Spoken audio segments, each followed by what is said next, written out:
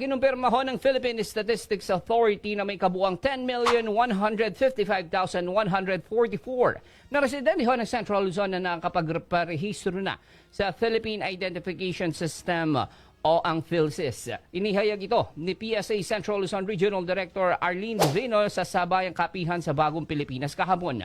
Ayon ho sa mga tala ng PSA, 70% ng mga mamamayan na may edad 1 hanggang 4 na taong gulang o 83,020 ng kabuang populasyon ay nakarehistro na sa Civil Registration System. Dagdag pa ni Divino sa gitnang Luzon, 61% naman ng mga National Identification IDs ay naipadala na, habang 34% naman ang nagbigyan naman ng pansamantalang ID. Ngayong buwan, dagdag ni Divino, naglunsad ang ahensya ng isang house-to-house registration system upang masiguro na bawat individual ay nakarehistro na sa PhilSys.